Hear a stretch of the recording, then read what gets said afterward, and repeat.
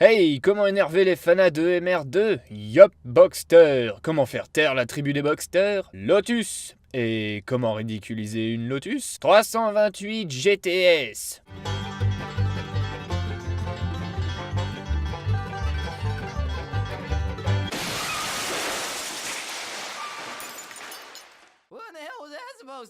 Une Ferrari, tant qu'elle porte le badge du cheval de Modène et le cordon rouge de velours tenant à distance les sportives polyvalentes des voitures spécialement conçues pour la compétition. Pour les uns, c'est une œuvre d'art et pour d'autres, ce n'est que le jouet de prout-prout plein aux as en manque d'intention, se vantant des soirées mondaines qu'ils passent avec leur bimbo assoiffé d'argent refaite au botox. Une voiture que l'on s'amuse à chercher sur le bon coin pour en voir le prix, plus souvent vu dans Google Images que dans la rue. Une MR2 d'occasion coûte 5 000 €, une Boxster en coûte 20 000. Une Elise 40 000 alors qu'une 328 GTS, là on parle de 70 000. Et pour ce prix-là, on peut acquérir un véhicule dans lequel on peut chier tranquille ou encore aller voir Céline Dion en concert à Montréal.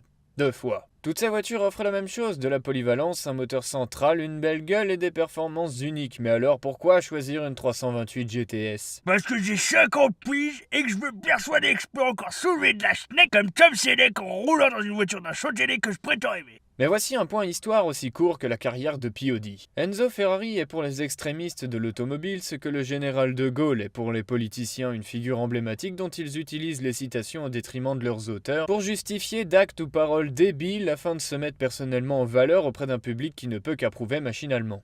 La solide réputation de Ferrari est née d'un enchaînement bancal d'événements pas toujours attendus, de victoires et de défaites parsemées d'accidents et de décès de pilotes, de la Seconde Guerre mondiale et des concours de grisonnants sur le retour, dont les démarches aux allures de coq de basse-cour déchus sont le résultat de membres ankylosés par le sable fin de Pebble Beach, obstruant leur anus. Les décisions qui ont fait évoluer la marque ont été prises en vitesse dans un souci de temps et d'argent sans que cela n'impacte pour autant sa notoriété. Ils ne produisent pas leur carrosserie, les nouveaux moteurs sont repris des années précédentes et bricolés jusqu'à atteindre la perfection, parfois même à la veille d'une course. La couleur rouge emblématique vient du fait qu'elle était attribuée d'office au véhicule italien lors des Grands Prix, et tiens, même l'insigne a été récupéré et désigné d'office, comme emblème de Ferrari. Histoireception!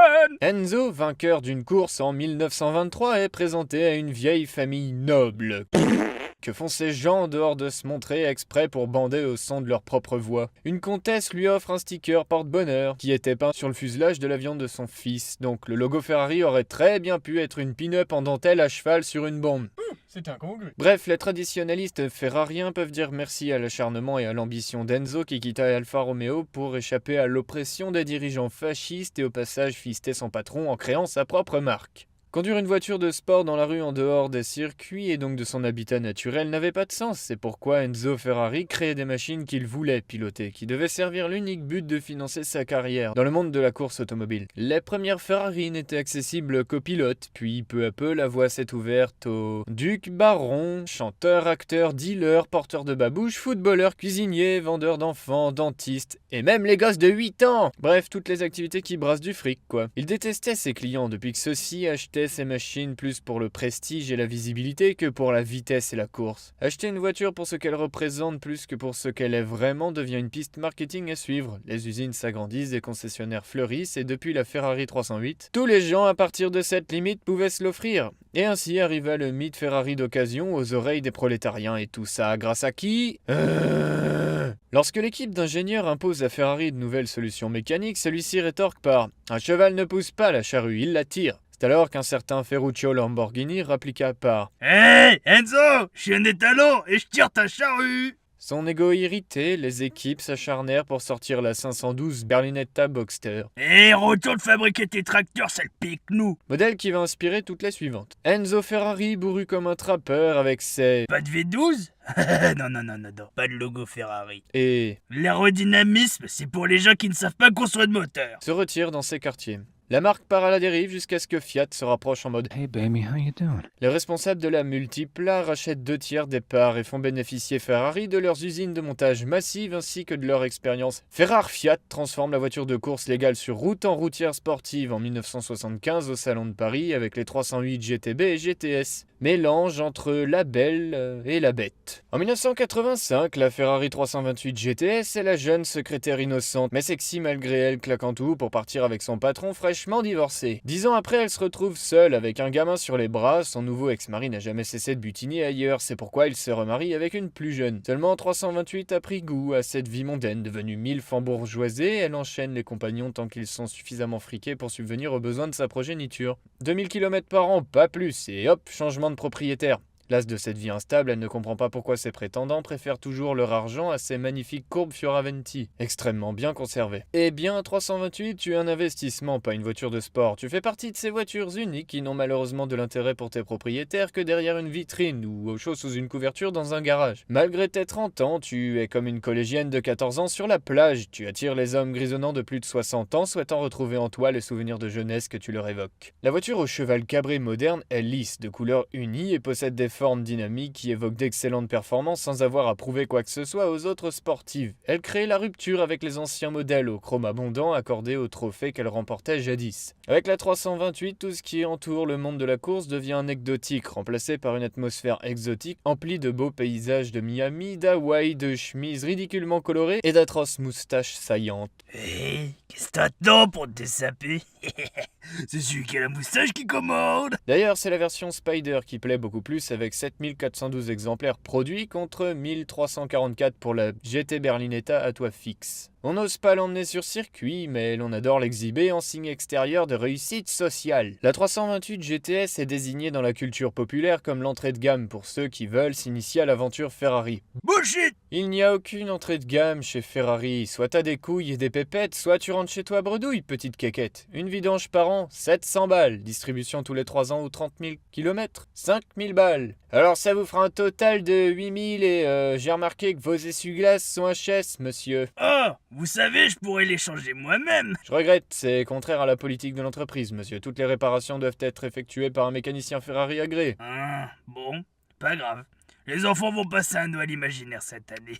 Acheter une Ferrari donne le droit de rouler avec, mais surtout le devoir de l'entretenir dans l'état dans lequel elle est sortie d'usine. La 328 est le stand-alone abouti de la version Beta 308. Blague de geek. Ferrari n'a cessé de jongler avec les réglementations sur les émissions à cette époque pour maintenir les performances de leur voiture au plus haut niveau, au bord du légalement acceptable. Lorsque la 308 sort en 75, c'est un peu comme lorsque Coldplay sort une nouvelle musique, ça connaît un énorme succès instantané sans que l'on ne comprenne pourquoi. De belles formes modernes, de belles couleurs et sonorités. C'est tout ce dont le public a besoin pour sortir de l'ordinaire. Elle devient égérie autoproclamée, sa forme est tellement symbolique que ce sont ces lignes qui s'affichent dans l'esprit lorsque l'on entend Ferrari. Même pour les plus paumés de ce monde.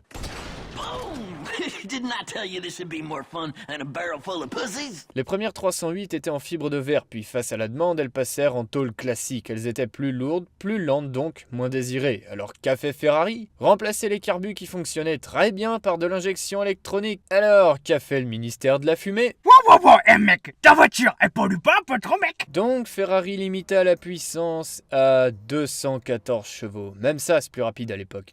S'ensuit la 308 Quattrovalvole avec un moteur plus gros qui servira de base à la nouvelle 328, aboutissant 9 ans de bidouillage mécanique et esthétique pour se maintenir face aux Maserati Biposto et Lamborghini de l'époque. Qu'a-t-on besoin de savoir? Coupé Spider ou Targa 2 places, 3 litres de V8. Oui, parce que 8 cylindres de 3 litres 2... 308 8 cylindres de 3 litres et 458, vous avez l'idée. 32 soupapes double arbre-cam en tête, 260 chevaux à 7000 tours minute et 290 Nm grâce à un alésage plus grand que sur la 308. Injection K-Jetronic Bosch. Hey, what's up Golf? Le moteur est en position centrale, juste devant les roues arrière, laissant un espace de rangement collé au moteur dans lequel il ne faut ni stocker de la bouffe, ni un être humain, qu'il soit vivant ou mort. Ah, et évitez les choses fragiles aussi, en cas d'accident, ça devient ni échangeable ni remboursable. Les bagages en cuir vendus avec sont plus décoratifs que fonctionnels. La ventilation, les fluides et la roue de la honte se trouvent sous le capot avant. Sérieusement, regardez la tronche de ce machin, quoi. La prise d'air latérale droite alimente le moteur en air, la gauche s'occupe du radiateur. Les trous dans le pare-choc arrière extraient l'air chaud du moteur. Suspension en double A avant et arrière redessinée en 88 à cause de l'installation en série de l'ABS, obligeant les ingénieurs à redessiner les roues. Vous avez compris? 85 à 87, jantes concaves. De 88 à 89, convexe. Concave, convexe. Concave, convexe. Châssis galvanisé à l'usine et la carrosserie est traitée anti-corrosion par le procédé Zincrox. En gros, on plonge la caisse dans un bain de produits, tout ce qu'il y a de plus respectueux de l'environnement et sain pour l'homme, afin de protéger votre œuvre d'art roulante. Mais Ça sent quand même la standardisation à plein nez tout ça. J'ai jamais été un gros constructeur, je n'ai jamais rêvé de l'être, et je reste un artisan provincial. Mais c'est quoi cette manette sur la table? Oh, des billets Monopoly. La 328 est à la croisée des chemins entre traditionalistes et nouveaux arrivants comme la 300E. Elle doit pouvoir plaire à tout le monde, être produite et se vendre en quantité. La 308 incarne l'ancienne génération qui passe le flambeau à la 328. Pour que la transition se passe bien, beaucoup d'éléments sont cédés, les feux escamotables, ronds, le volant Momo en cuir, les compteurs et même le pommeau de levier de vitesse. Et si les pare-chocs redessinés peints aux couleurs de la carrosserie et les poignées de porte high-tech déboussolent les anciens, pas de problème! Le levier de vitesse emblématique qui vient buter dans la grille alu en H est toujours là avec son clic-clic métallique si caractéristique. C'est transcendant.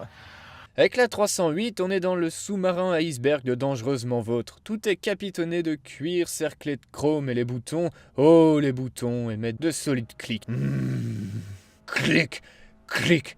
Oh, clic! C'est un ensemble de petites tiges métalliques surmontées de manchons plastiques qu'il faut actionner à la manière d'un pilote de chasse. Oh, je suis le mal alpha et je pilote ma fuck machine! Oh, tout le monde doit savoir. À chaque fonction, sa commande mécanique, alors qu'avec la 328, on entre dans l'ère du... Toutes les commandes sont modernes, sobres, plates et rangées au même niveau. Le cuir souple se mélange au plastique dur et les boutons n'émettent qu'un...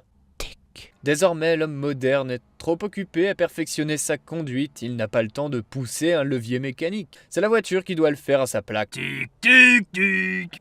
Ça fera 144 800 €, s'il vous plaît. Rien à foutre, tant que je peux. Tic, tic. Pourquoi choisir une Ferrari plutôt que les autres voitures citées au début de cet épisode? Eh bien, juste pour ce que représente la marque. La 328 est le moyen le moins onéreux pour les suffisamment aisés. Une MR2, une Boxster, une Elise traduisent un palier dans l'ascension sociale. Une Ferrari en montre l'aboutissement, le dernier échelon. Cela ne fait rien s'il s'agit de la Ferrari la moins chère. Vous serez toujours transformé en homo sapiens supérieur dans les yeux de la communauté. On s'adresse à vous à la deuxième personne du pluriel et avec un véhicule exotique, c'est avec la troisième personne du singulier que l'on flatte votre ego. Un proprio de 328 est quelqu'un qui veut gagner sans concourir. Tous les possesseurs de voitures de sport s'inclinent systématiquement devant une Ferrari. Le monarque n'a qu'à lever le petit doigt et passer. Les sous-fifres doivent se taire et rouler à 10 km/h derrière s'il le faut. Il ne faut pas oublier qu'au milieu des années 70, les temps sont durs pour les constructeurs automobiles et que la standardisation est un moyen de survivre pour les entreprises comme Ferrari. La 308-328 marque une rupture dans l'histoire de l'automobile de prestige. Elle scinde en deux catégories ses consoeurs. Celles qui la précèdent ne peuvent être achetées qu'accompagnées d'un coup de marteau de commissaire-priseur et celles qui la succèdent sont encore trop récentes pour être en dépréciation. La 308-328 est la voiture à posséder et à utiliser, d'abord parce que c'est un véhicule emblématique, mais aussi parce que c'est une voiture au moteur robuste dont la majorité des pièces sont disponibles en vente, parfois d'origine mais également refaites sous licence. Ah, Ferrari. Attirer un petit nombre de grandes personnes ou séduire un grand nombre de petites personnes? Vous avez 4 heures.